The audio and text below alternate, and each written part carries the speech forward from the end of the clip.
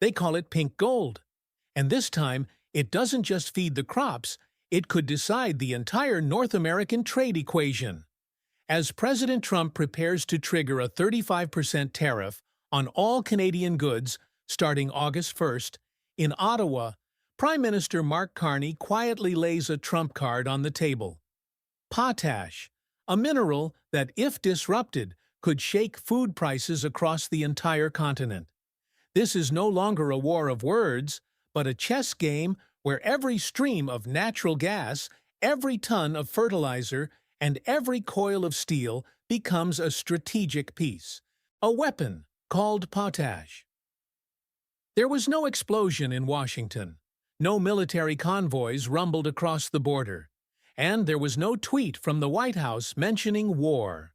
But amid official faxes and closed-door meetings held in the dark, a new confrontation is taking shape, not with artillery, but with fertilizer.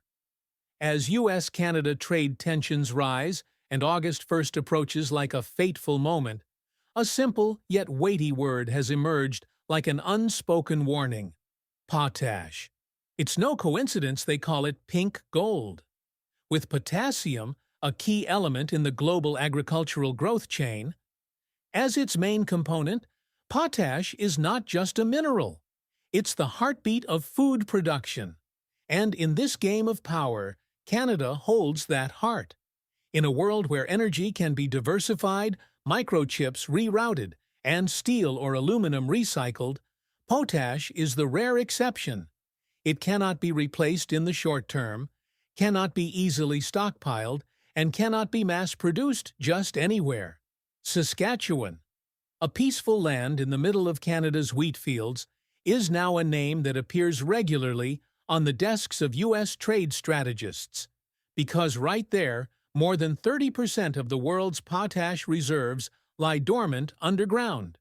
In 2023, Canada exported around $4.9 billion worth of potash to the U.S., a number that might seem like a mere entry in a balance sheet, but in the current context, it is the artery keeping America's agricultural engine alive.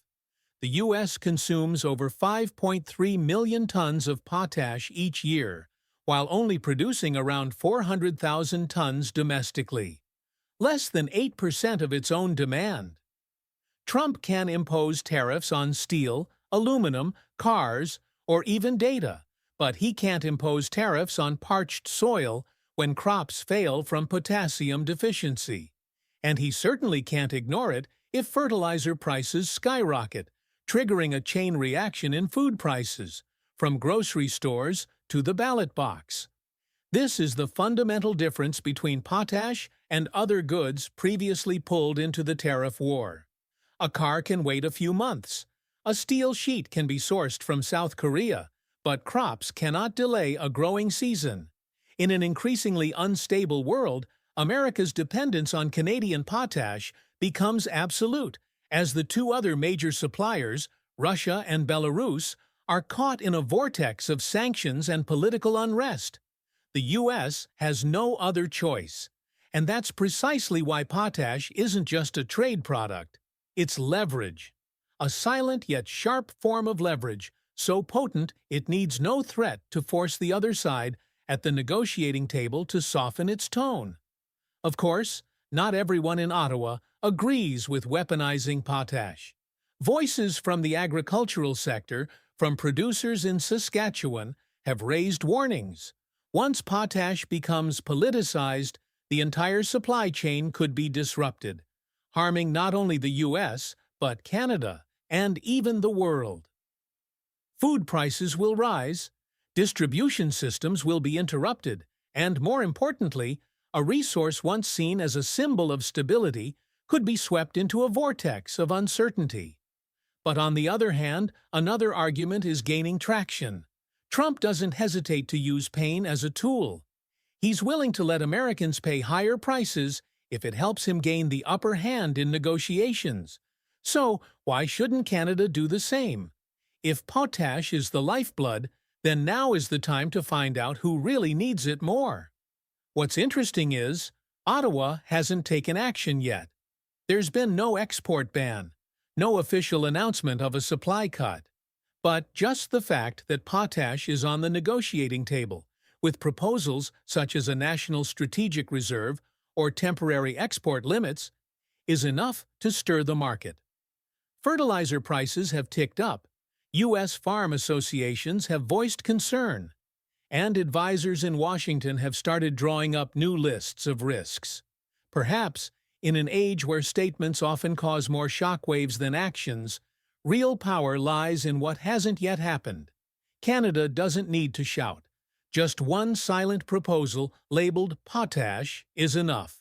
Because sometimes what makes the other side back down isn't the sound of gunfire, but the timely whisper. And this time, that whisper comes from the red soil of Saskatchewan. The tariff clock is striking its final hour. August 1st is no longer just an administrative date on the calendar. It has become a political dividing line between a Canada still tied to the U.S. market and a Canada ready to pivot and redefine its own economic destiny. And in between, like a cold, sharp blade, lies a commitment already put in writing by Washington, a 35% tariff on all Canadian goods, to take effect if a trade deal is not reached by the deadline. No one doubts the seriousness of this move anymore. It is not a temporary threat aimed at stirring up media frenzy. It has been internally approved, has an administrative code, and is ready to be implemented. That makes the final weeks of July suffocating. Inside Canada's Ministry of Trade, every product list is being reviewed, every export report carefully assessed to calculate the actual damage if the 35% blade comes down without any shield to block it. Prime Minister Mark Carney isn't responding the way a predecessor might have, with a strong speech or a retaliatory declaration. Instead, he's chosen a different path: strategic silence.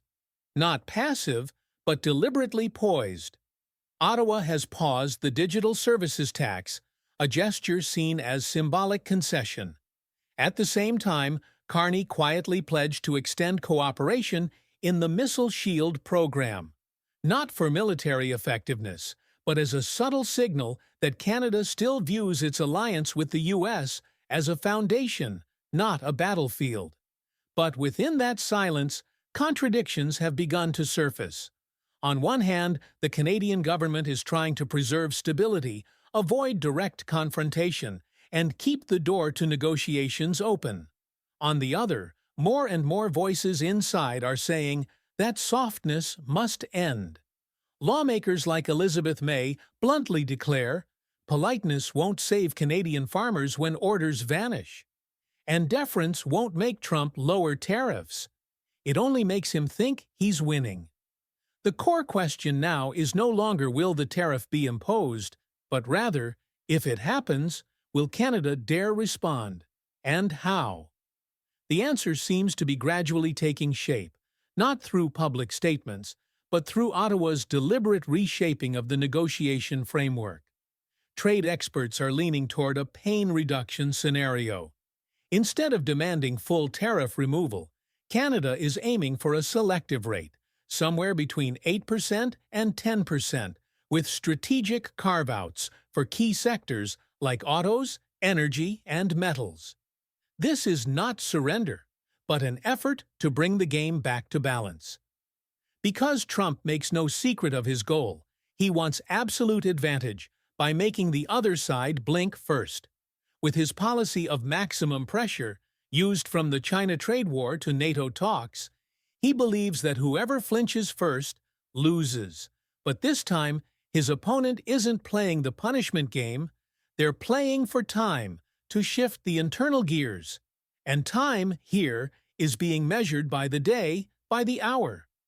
While Trump calculates political points from the 35% tariff, lobbying groups in the U.S., from Detroit's auto sector to Iowa's farmers, have begun sending warnings back to the White House. If Canada pulls back its supply chains, if input prices spike suddenly, and if markets are disrupted, the first to suffer won't be Ottawa, but Trump's own loyal voter base. Canada doesn't need to declare retaliation. It only needs to make Americans visualize a very real scenario. Fertilizer prices rising 30%, construction steel jumping 15%, auto parts delayed for weeks. And from that, internal pressure builds right inside America, where every price shock is a blow to the president's approval rating.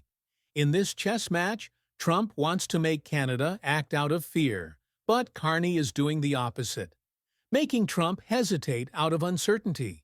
That is the difference between a negotiator and a provocateur. And in a war where time is the weapon, the one who doesn't blink first may be the one who wins in the end. An escape route. Named the Pacific, Oaks. No official statement was needed. No tweet from the Prime Minister's office. When the first LNG containers set sail from Kitimat, British Columbia, the world understood that Canada had entered a new chapter. While Washington was still betting on tariff cards, Ottawa quietly opened another door. A door that leads straight to the Pacific, leaving behind the shadow of an American market that had become too narrow and too unpredictable. Until now, Canada had been like a skilled craftsman relying on a single familiar customer. The United States. Nearly 97% of Canada's oil and gas exports still flowed southward, through massive pipeline systems feeding refineries in Texas, Illinois, and Ohio. That relationship had long been seen as a given, like a river flowing downhill, like the sun rising in the east. But when Trump turned oil into something that could be taxed, when Alberta's oil sands were undervalued because of dependence on American infrastructure, and when the U.S. administration began to view oil not as economic cooperation, but as a tool of pressure, Ottawa realized it was time to carve a new river. The new oil pipeline project connecting Alberta to the Pacific coast, once doubted due to cost, environment, and politics, suddenly became a necessary choice. It is no longer just infrastructure. It is a strategic escape route, allowing Canadian oil to reach energy-hungry markets in Asia, where growth continues and demand isn't limited by four-year election cycles.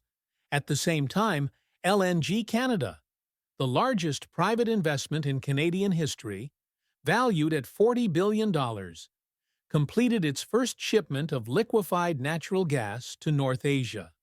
This wasn't just a commercial milestone, but a signal reshaping the order.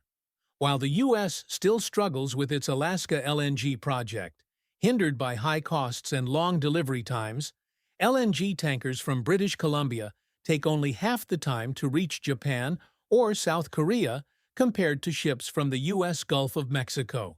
In this race, geography favors Canada, and that opens up a scenario once thought unthinkable.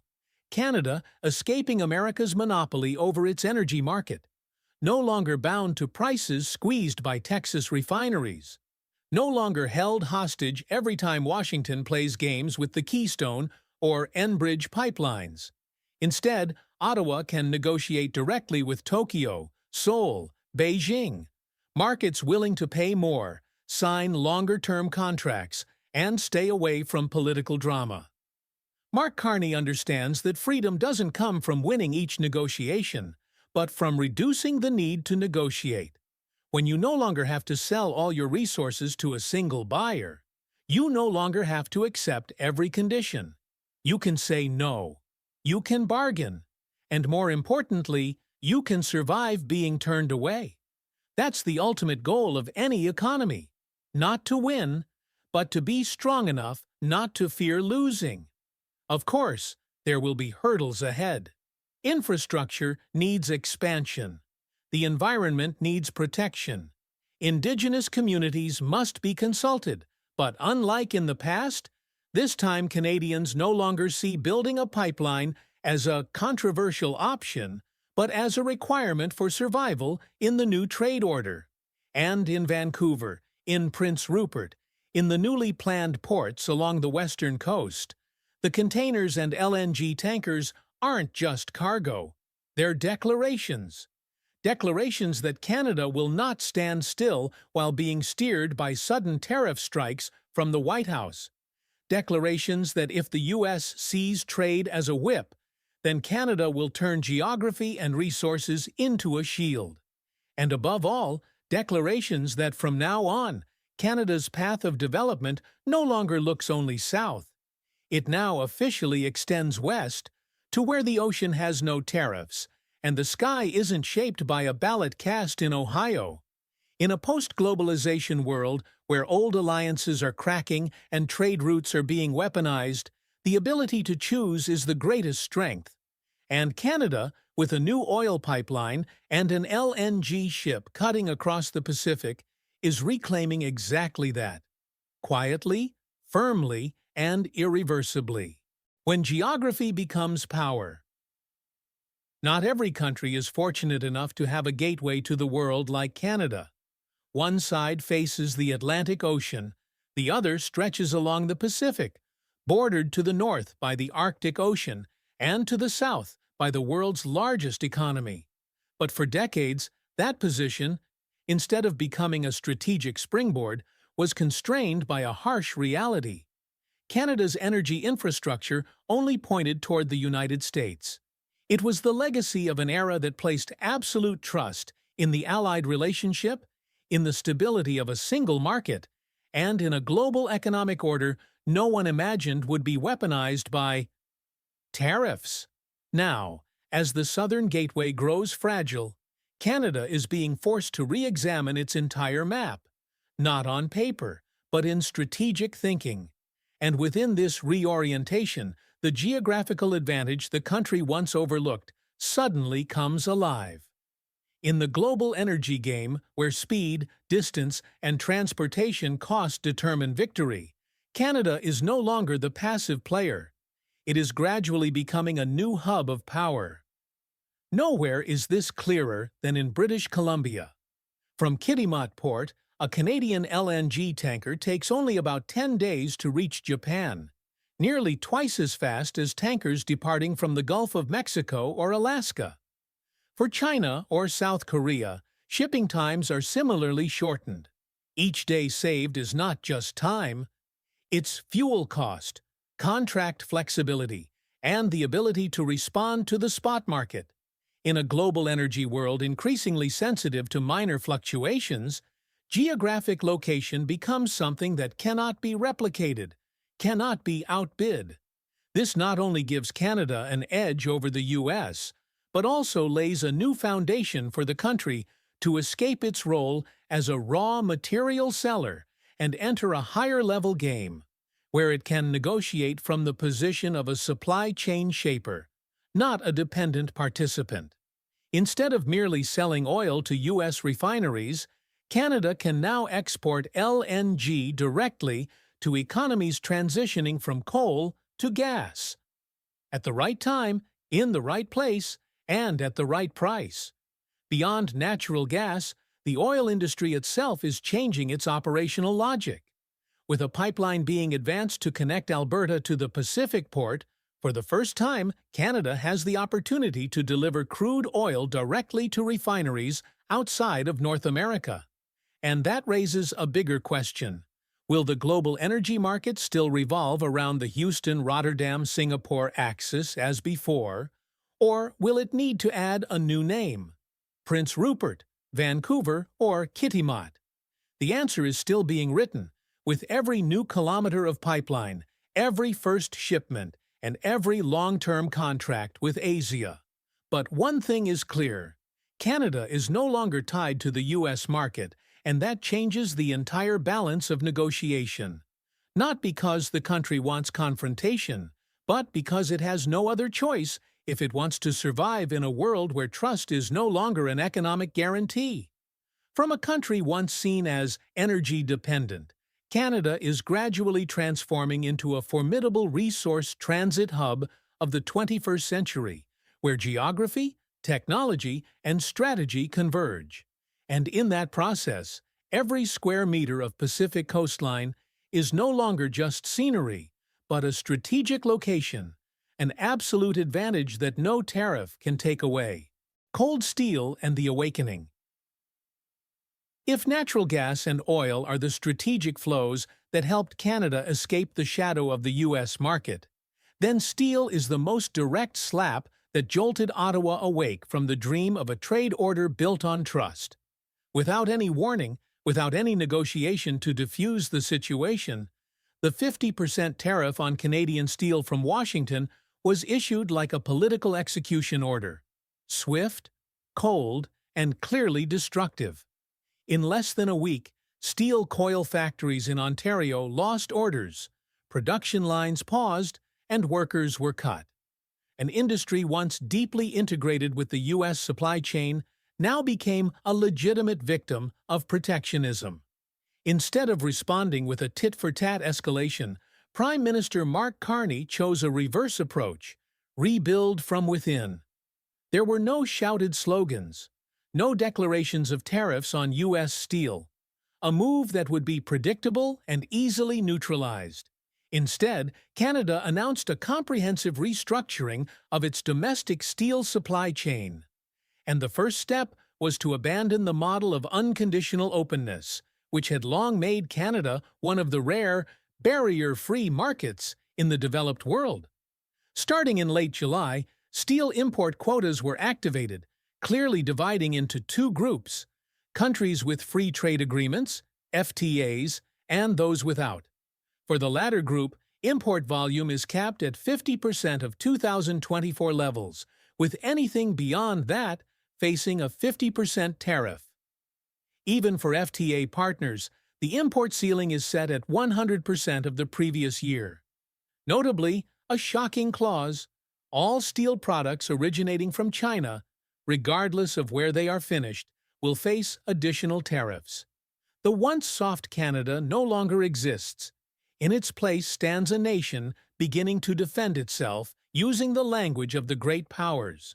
But defense is not the ultimate goal.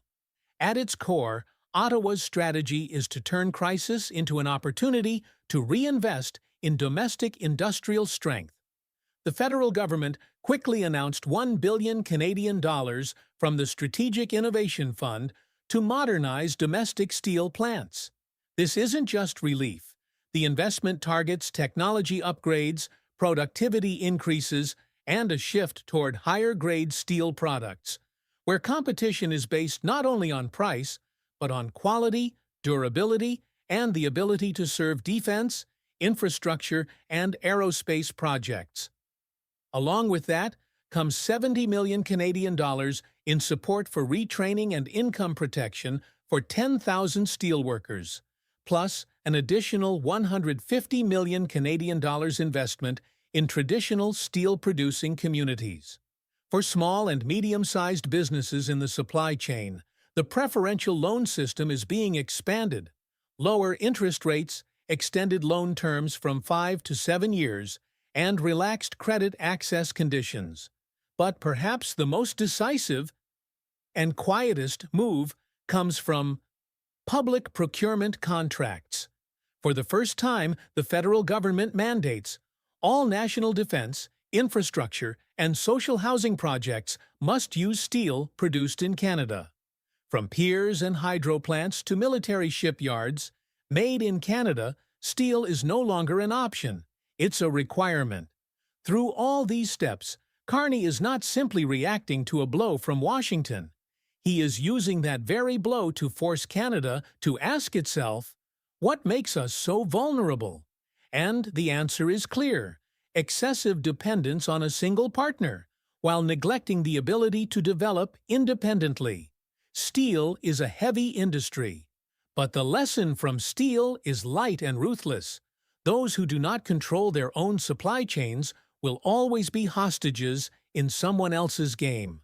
And this time, Canada has chosen to step out of that role, not through retaliation, but through reconstruction. Silence is a form of power. Amid the noise of the media, amid the sensational fever of tweets sent out each morning from Washington, Canada chose a different path. Not to speak loudly, but to go far. Not to react predictably, but to pivot with a quiet yet firm logic. And in the context of a 35% tariff, hanging like the sword of Damocles over every container leaving Montreal, Vancouver, or Halifax. What surprises people most is Ottawa's calculated calm. It's not because Canada lacks retaliatory options. Every counter-tariff scenario has been prepared, from taxing U.S. aluminum, grain, heavy machinery, to pharmaceuticals and medical equipment.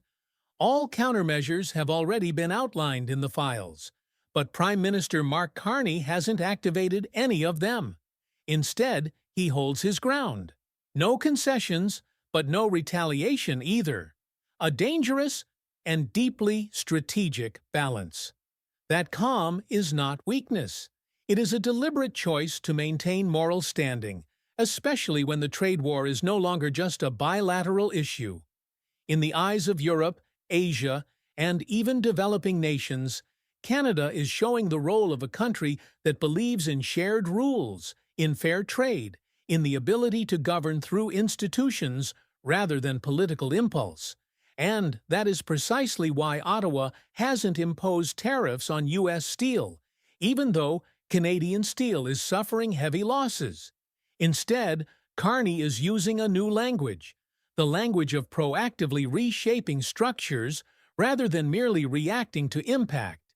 He froze the digital services tax as a symbolic concession. Insignificant financially, but tactically valuable. He pledged to maintain cooperation within the continental defense system, not because Canada needs U.S. protection, but because he wants to keep strategic communication channels from going numb.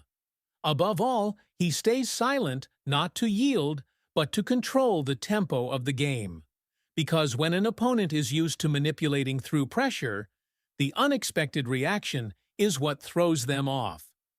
Trump imposes tariffs believing Canada will retaliate, creating an escalation he can spin into a political win. But when Ottawa doesn't strike back, he's left in a vacuum, unable to play the victim and unable to claim victory. That silence also isolates the U.S. in terms of image. While Trump threatens, Canada signs new bilateral deals with Japan, South Korea, and strengthens coordination with the EU. When Washington raises barriers, Ottawa opens access for European businesses, encouraging alternative investment flows. The result? A Canada less dependent, and a U.S. gradually losing its central role in the supply chain it once designed. More importantly, Canada's approach helps keep the negotiation corridor open until the final moment. No one negotiates effectively in the smoke of retaliation, but when one side remains calm, the other, no matter how impulsive, is forced to recalculate. It is in the quiet space Canada creates that Trump's advisors start to consider.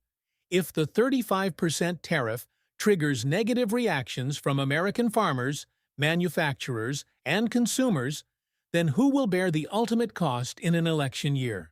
No table pounding? No retaliation, just holding firm. Canada is using silence itself to shift the board. Because in an age where every statement can be weaponized, knowing when not to speak is the greatest power of all. When the leverage is no longer in Washington's hands. The trade chessboard is no longer the same. The pieces are moving, not with noise, but through structure. Every seaport being expanded, every infrastructure project being redefined, every energy deal signed with a partner outside the U.S. All of it is creating something unseen in over 3 decades. Canada no longer defaults to the rhythm of the American economy. And more importantly, the United States is beginning to realize it. When Trump threatened to impose a 35% tariff on all Canadian goods, he believed it would pressure Ottawa into backing down, as in previous times. But 2025 is different. There is no longer a Canada waiting for concessions, nor an economy choked by one-sided dependence. In its place is a Canada that actively transforms pressure into opportunity, methodically and with a clear strategy. Mark Carney's goal is not to collapse the 35% tariff with a rash reaction, but to bend its meaning. When a punitive tariff becomes a catalyst for economic restructuring, it no longer has deterrent value. When the very act of pressure forces Canada to strengthen ties with Asia and Europe, the cost ends up falling on the one who threw the first punch, and Trump, in a moment of arrogance, has created a Canada that is less dependent, more flexible, and harder to shake. From protecting the steel industry through investment and domestic law to opening up energy exports directly to the Pacific, Ottawa is sending a quiet but consistent signal. We are not here to oppose Washington, but to survive without Washington. That is not retreat. It is a repositioning, from dependent to independent, from supplicant to true bilateral partner. And that is precisely what makes the leverage no longer rest fully in the hands of the White House. Trump can threaten, can sign executive orders, can speak at rallies with America First bravado, but he cannot control the ripple effects of his own decisions. When steel prices in Ohio rise due to supply shortages, when farmers in Iowa lose stable potash supply from Saskatchewan, when factories in Michigan are forced to import parts through detours from Europe at higher costs, each technical consequence becomes a political punch. Carney knows full well that Trump doesn't fear confrontation. He thrives on conflict. But what he fears is losing control of the narrative. And when Canada doesn't respond with anger, but with numbers, with new trade corridors, and with new partners, the U.S. administration gradually loses control of that narrative. They no longer hold the role of sponsor or essential partner. They become one of many options, and no longer the only one. That is the true turning point. Because once the bargaining power is no longer one-sided, the game changes completely. No more take-it-or-leave-it negotiations. No more pressure tactics of do this or face punishment. But a dialogue between two parties with the right to choose, a Canada capable of independently managing its supply chains, and a U.S. that can no longer wield its market as a whip over North America's economy. In the end, real leverage does not lie in high tariffs or threats. It lies in the ability to survive without surrender. And Canada, by quietly rebuilding its foundation, has proven that sometimes the strongest way to win is when you no longer need to fight at all, because the playing field has already shifted.